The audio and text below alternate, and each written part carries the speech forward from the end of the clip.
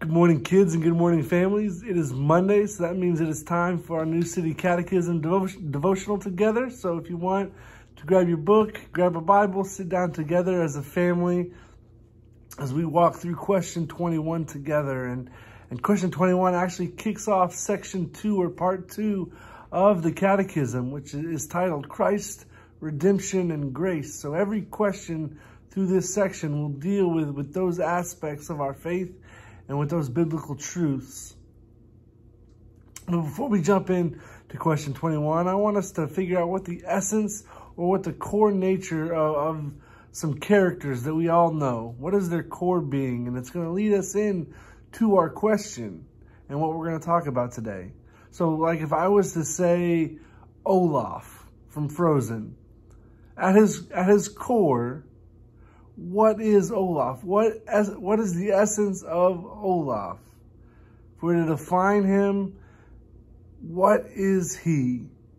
Y'all gonna talk about that, and hopefully as y'all talk through it, you've come to the understanding that at his core, at his essence is that he's a snowman. That is what Olaf is. At his core, that is Olaf. How about Winnie the Pooh? We all know Winnie the Pooh. We all love Winnie the Pooh.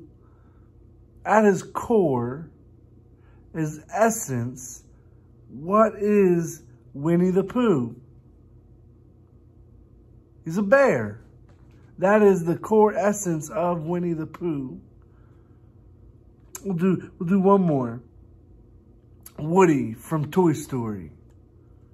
At his essence, what is Woody?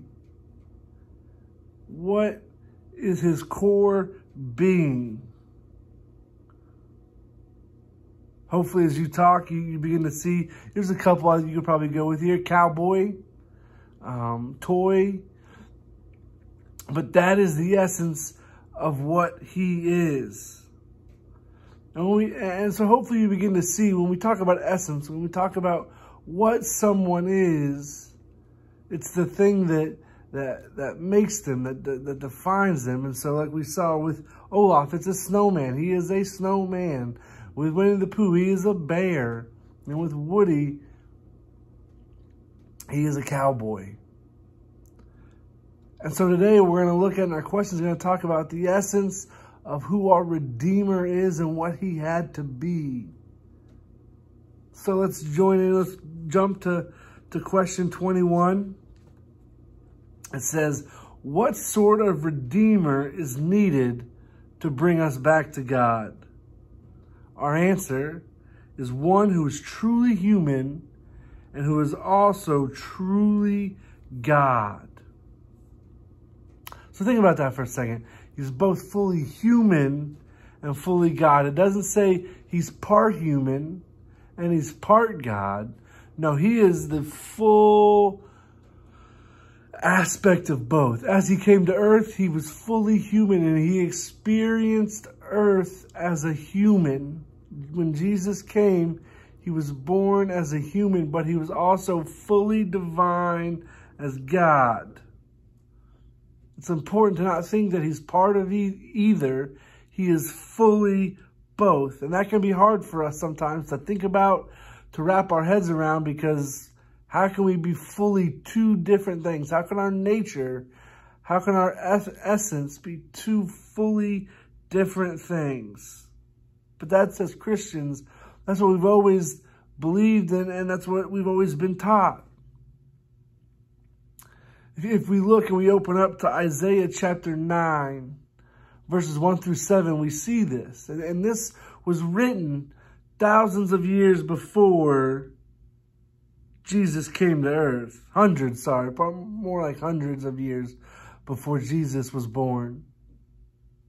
And it was written during a very dark time. Isaiah is writing to the nation of Israel. They've rebelled against God. They've done all of these things that aren't right. And Isaiah is writing to them to bring them back to God.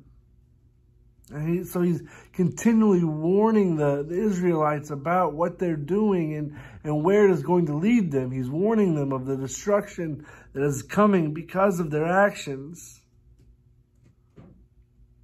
But there's something crazy when we look, and as y'all read Isaiah 9, is he's writing about it. They're in a dark time, but he's writing about a time where there's going to be laughter and joy and hope. A time that doesn't really exist for them right now because they're in the middle of some really tough stuff. But he's telling them something, and a time is coming.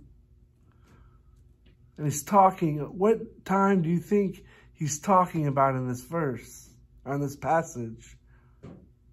What could he be writing about that would describe a time with laughter and joy and hope and light? He's writing about the arrival of God's promised Redeemer.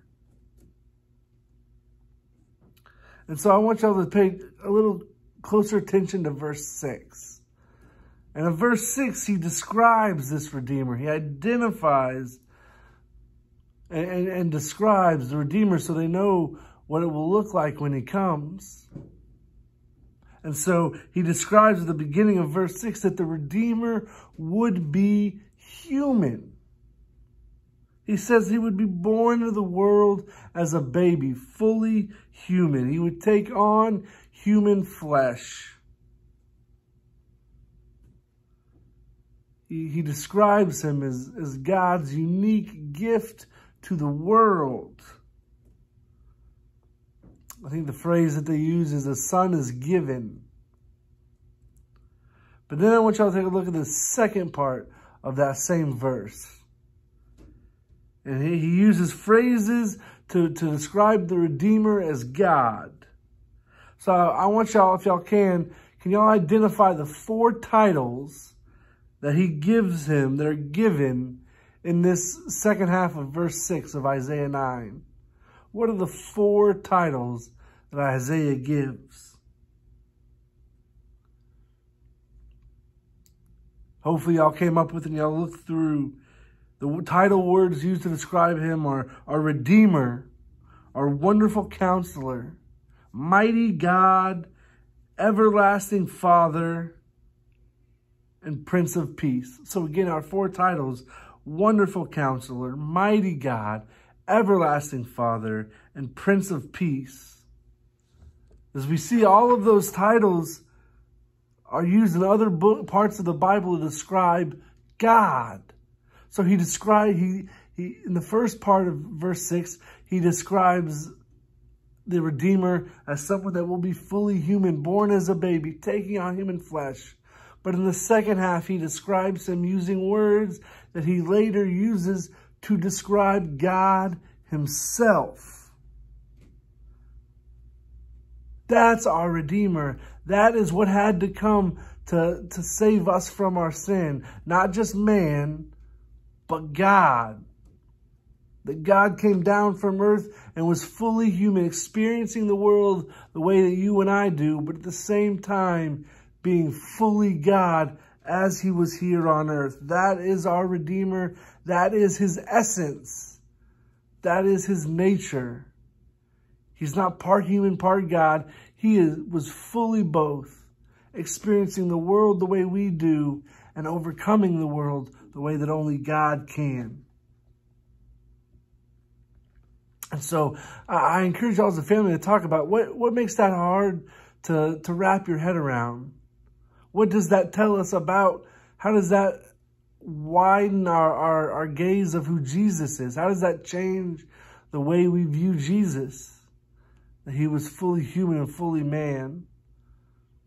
How does understanding that change the way we relate to Jesus?